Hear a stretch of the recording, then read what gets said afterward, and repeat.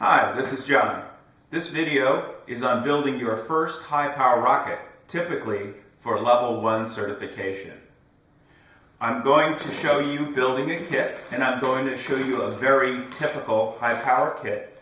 This one is the Lock 4 kit by Lock Precision. Lock is one of the oldest manufacturers of kits, makes very nice rockets, and also the materials used in this kit will be ones that are familiar to you from model and mid-power rocketry. It's got paper tubes, plywood fins, plywood centering rings, all easy to work with and familiar materials. So let's open the package and take a look at what we got. Just like a model rocket kit, you'll have your nose cone, your airframe, a motor mount tube, and various parts, as well as instructions. One different thing to notice right off the bat that's typical of high-power kits is the tube is slotted. This is because the fins are mounted not only to the surface, but also go through the outside body tube and are epoxied to the motor mount tube inside. Now let's talk a little bit about kit selection. What I have here is 3 sizes of motor mount tube. This is the motor mount tube that came with the kit. It's 38 millimeter in diameter. For comparison, I have a 29 millimeter and a 54 millimeter. All 3 of these sizes are plausible when you choose your Level 1 kit. I've chosen this Lock 4 partly because its simplicity, longevity, but also partly because I think 38 millimeter makes a good size. There's a wide range of motors available in 38 millimeter in H and I impulse. Some other attributes that make this a good choice is its simplicity and its moderate cost.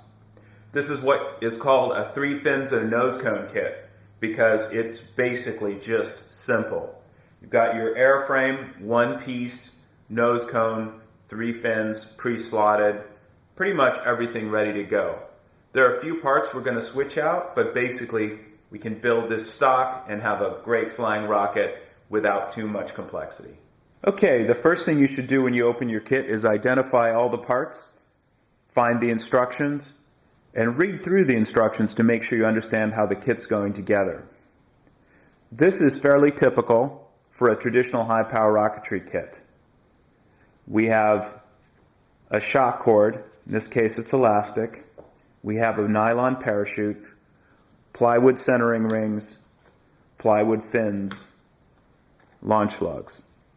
Now we could build this rocket totally fine with the pieces that came, but there are a few substitutions and additions that are common and that I recommend.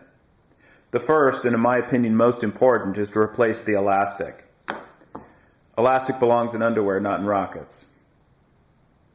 I like to use nylon strap.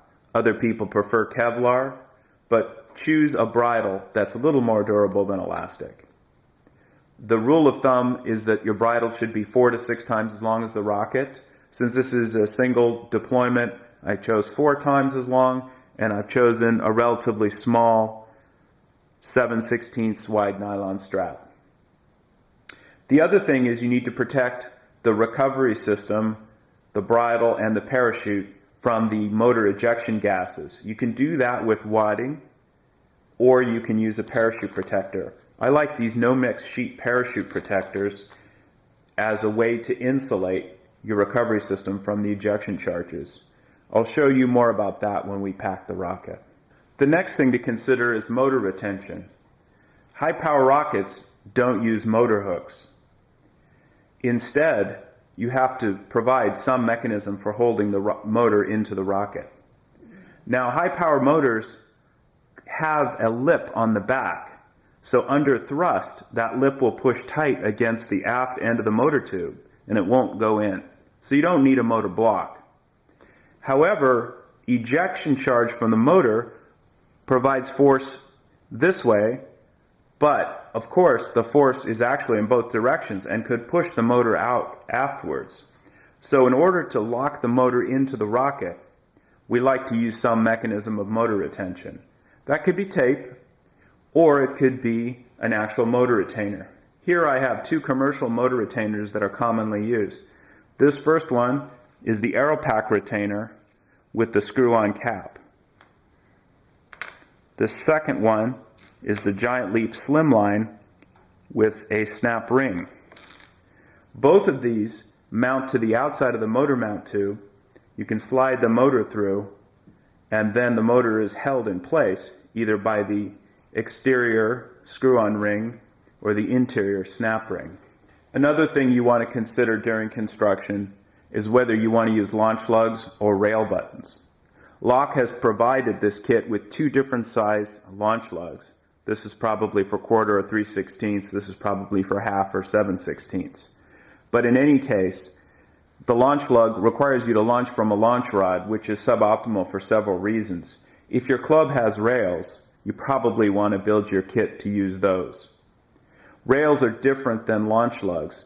Instead of the rocket having a lug that slides over the launch rod, the rocket has two buttons, or possibly more, that slide into the side of the slot of the launch rail. If your club has rails, I suggest you set up your rocket with rail buttons instead of launch lugs. Another good practice with the recovery system is to attach the bridle solidly to the forward centering ring. To do that, I like to mount an I-bolt or a U-bolt. For heavier rockets, you probably want a U-bolt or a forged I-bolt. For this light rocket, a regular I-bolt is fine. So we'll mount the I-bolt to the centering ring, and then we'll use a quick link to attach the bridle. This quick link means that we can replace the bridle if we need to. It's easiest to mount the I-bolt to the centering ring before you bond it to the motor mount tube. And as of course with any connection that you're not going to have access to later, use thread locker so it doesn't back out. Another little trick, mount the I-bolt across the centering ring. This will make it easier when you're reaching inside the airframe to hook in the quick link. Lock Precision supplies plywood fins. These look like 1/8 inch thick, and they're perfectly good for a rocket this size. One thing that the instructions recommend is to round the edges, which is probably a good idea for cosmetic reasons if nothing else. Now there are various ways we can finish the edge of the fin. We can round it over as suggested in the instructions, or we could even sand a bevel. There's a method for creating perfect fin bevels on my website. But let's keep it simple and sand a round over. The easiest way to do that is to use a sanding block so that we have a nice, even round over along the full length, and we don't get ridges or other artifacts of sanding across or with a shorter, uneven stroke. So if you go slowly and carefully, you can get quite a nice job of a round over edge on the fin just with sandpaper. Now the lock instructions are good at mentioning this, but I want to reiterate, it's important to sand off this smooth glassine surface of the cardboard tubes. Now this is the motor mount tube. We're going to have the aft centering ring, the retainer mounted at the end, then the fin tabs, then this part with nothing, and then the forward centering ring here. So I want to at least scuff up the area that anything will be bonded to. So the back section and the front. I'll do that by lightly but thoroughly sanding with 150 grit sandpaper. Again, I don't need to take down the tube. I just want to remove any glossy surface and make sure that the epoxy is not blocked from wicking into the fibers of the cardboard. So now we'll lay out the positions of the centering rings. The kit instructions suggest mounting the centering rings 1/8 from the end of both tubes. And that's pretty reasonable, except that we need to leave space for the motor retainer. Now the way the motor retainer works is it will bond to the end of this, and then the motor will slide in, and then the cap will screw. So we want to make sure that we have enough space behind the aft centering ring so that the motor retainer can attach. So we can measure it, or we can just mark it by placing things the way they will go.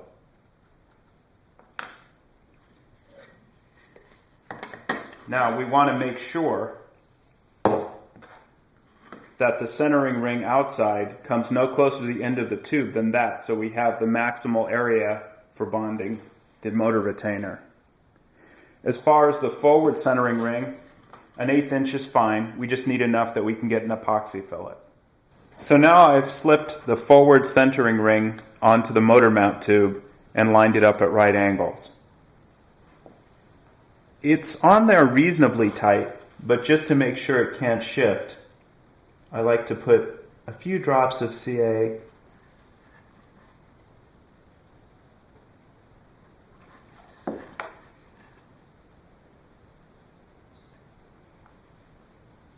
this way. It'll be held in place the way I've set it up while we're mixing and spreading epoxy. Now another thing that I'm going to do a little differently than the kit instructions is not to bond the out centering ring quite yet. We've marked where it will go based on our motor retainer, but I don't want to actually install it yet. The reason I like to leave it off is because access to the inside of the airframe allows me to put some backing for the rail button, and also it allows me to run fillets on both sides of the root edge of the fin where it touches the motor mount tube. Now it's always a good idea to lay out the components and see how it's all going to fit together and make sure you have planned everything properly. I've slipped the aft centering ring on, but not bonded it. I have placed the fin the way it will go through the slot. You can see the forward end of the centering ring is at the slot. The fin tab is going to be obviously forward of the slot, which kind of shows how everything will arrange. For this to work, the motor retainer is going to stick out from the aft end of the rocket a little bit. That's fine. No big deal. One thing I like to do is place a mark where the forward centering ring will hit on the outside of the airframe. This helps me to plan the location of the forward rail button. Here's our mark, and it's easy to extend it all the way around the tube by taking a longer piece of paper, wrapping it tightly around, making sure the ends butt, and then running a pencil. Now, whether you plan to use the launch lugs or rail buttons, we need to measure a center point between two of the fins. We measure the center point evenly and then extend it using a piece of angle iron. This is the HPR analogy of the door frame method that is mentioned in the Estes kits.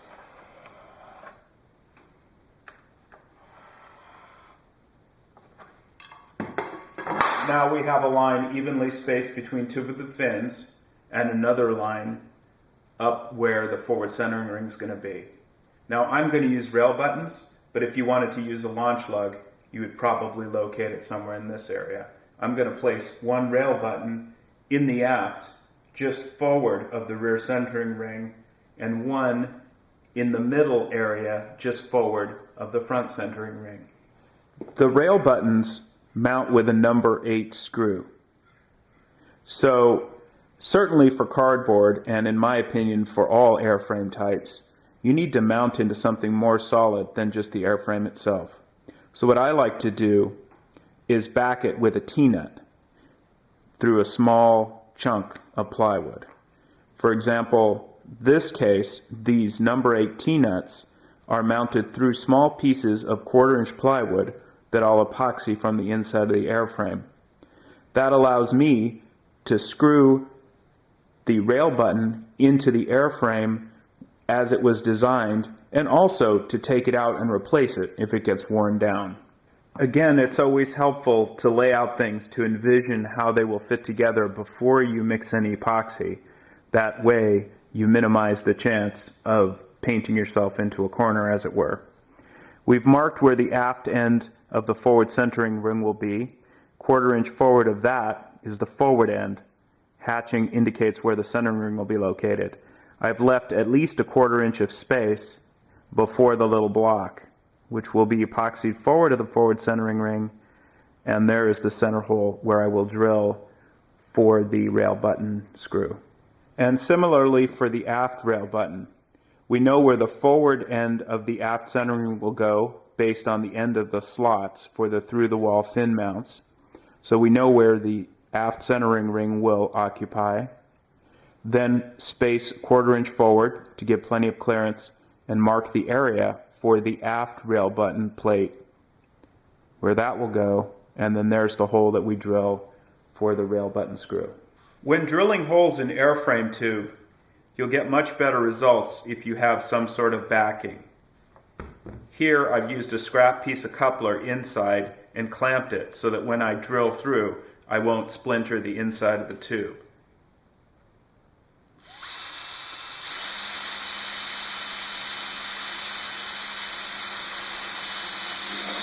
Going slowly, I can drill a nice clean hole. Now, drilling paper tube, or cutting it for that matter, will often give you kind of a soft and slightly frayed edge.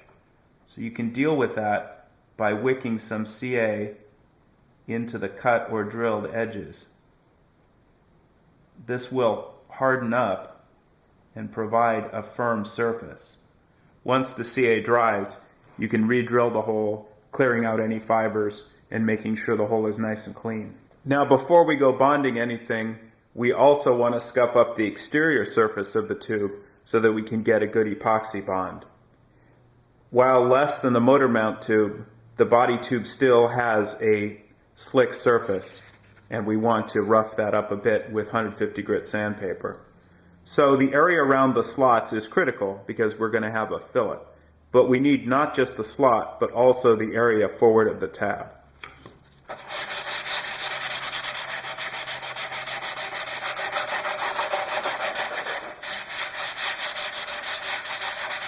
Again, we don't want to kill the tube, but we do want to rough it up so the epoxy gives a good solid bond.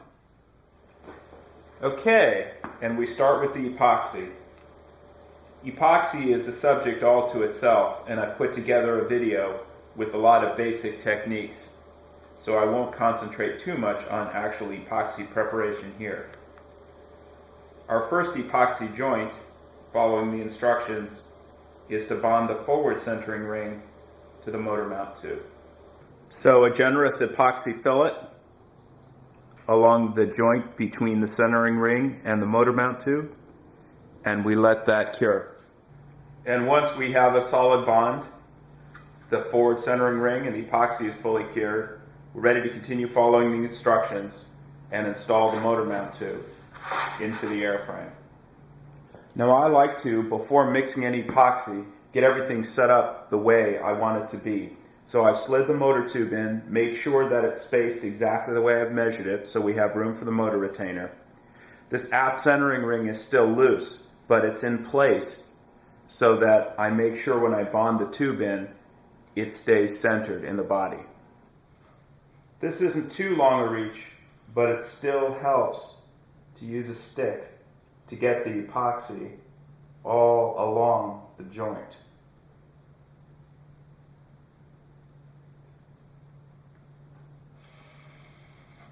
Once we have the epoxy spread nicely, we can make a fillet with our finger. We just want to be very careful to keep the inside of the tube clean as we go so that the nose cone will still slide smoothly.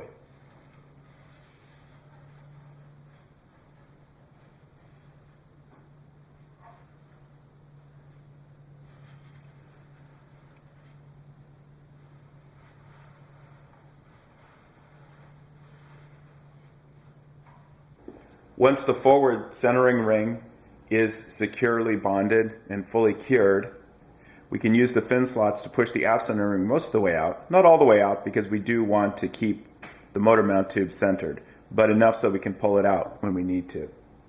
Then we want to take our fins and test fit them to make sure that they work well in the slots. They should be a tight fit, and they should go all the way down to the motor mount tube.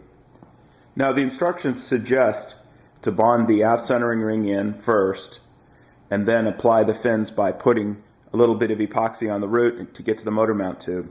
You actually will make a stronger joint if you can put a proper fillet from the inside. So what I like to do is just tack the fins in place all the way around, take off the aft centering ring, apply the fillets from the inside. Anyway, place your fillet through the slot, make sure the tab engages with the motor mount tube, and then just tack it into place with CA. Again, this is just a temporary bond to hold things together until we can get in there with epoxy. Now, once we have everything lined up and the aft centering ring off, we can apply fillets to the root of the fin tabs along the motor mount tubes. These fins aren't too deep, but it's still easier if you use a stick.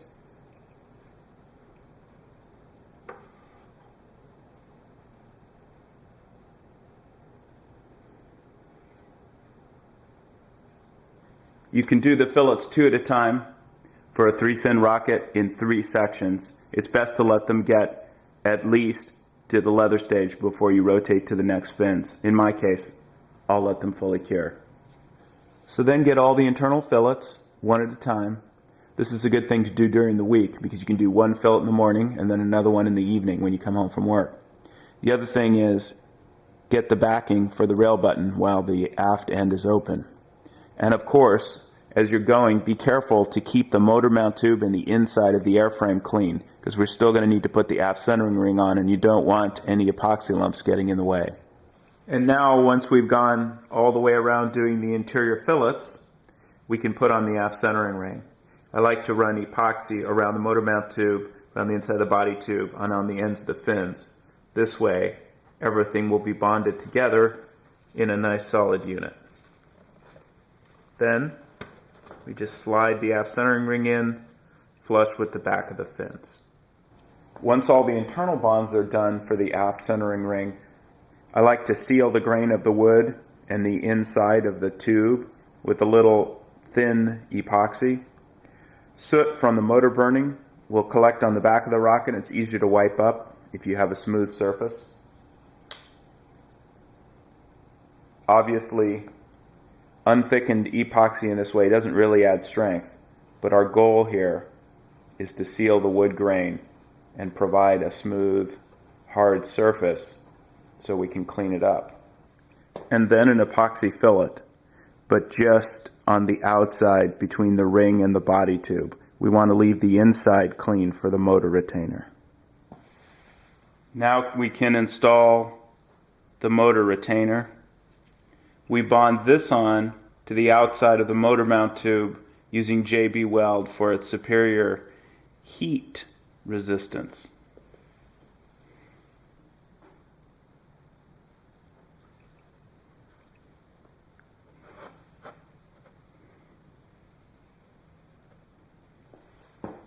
And now to complete the construction.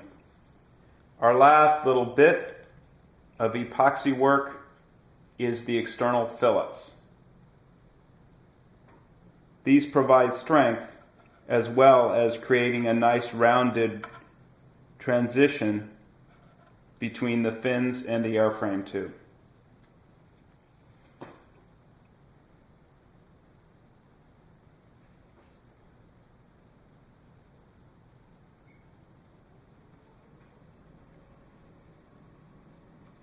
At this point, the basic construction of our rocket is complete.